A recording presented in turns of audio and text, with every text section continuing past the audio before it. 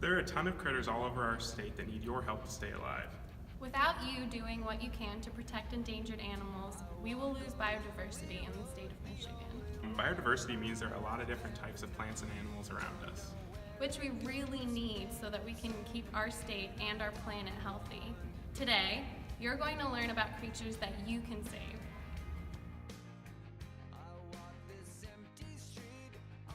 Let's start with our biggest animal of the day, the gray wolf. This animal looks a lot like some of the dogs we keep as pets, but rest assured this wolf is much bigger.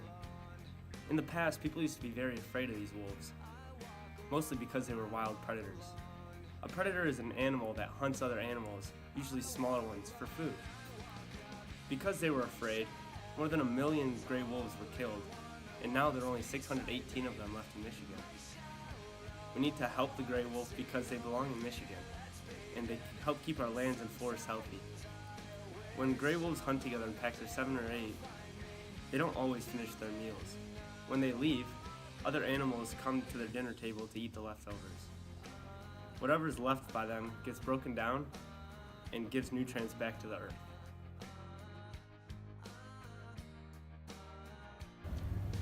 Our next animal is the Indiana bat. These black and brown flying fur balls eat insects they find along lakes and rivers, which is probably why they love living in the Great Lakes state. They fill up on pesky mosquitoes and other bugs during the summer, and in the winter they hibernate.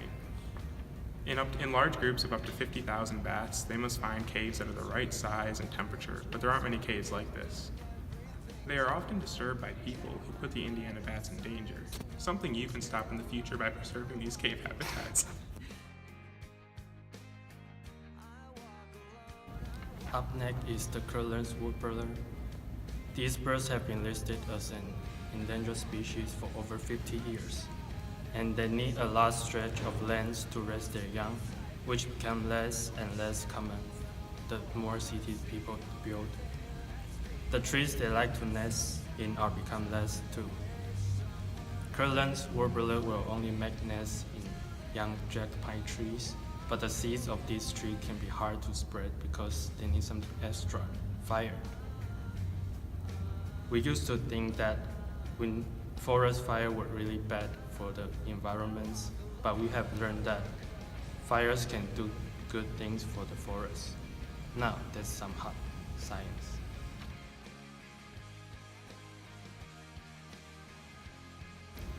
There are small critters in Michigan that are in just as much trouble as the bigger animals we've been talking about.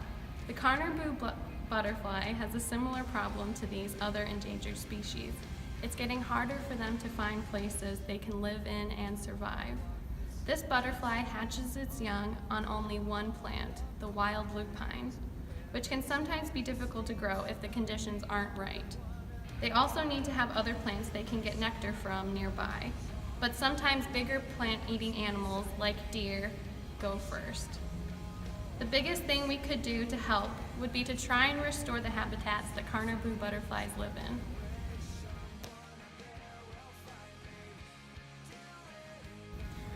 Last but not least, we have the Heinz emerald dragonfly. These insects are small but noticeable. Their eyes and body are green, and they often have yellow stripes down the sides of their body. This insect has been on the endangered list since 1995.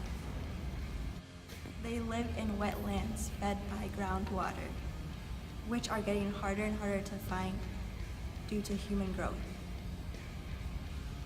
They need these wetlands for habitats, especially small streams, so that they can lay their eggs. Just like many of the other endangered animals we've talked about, we need to talk about taking care of these habitats in the future so that we do not lose the creatures that live there forever. There are big goals we can work towards, like creating conservation programs that will work on preserving habitats.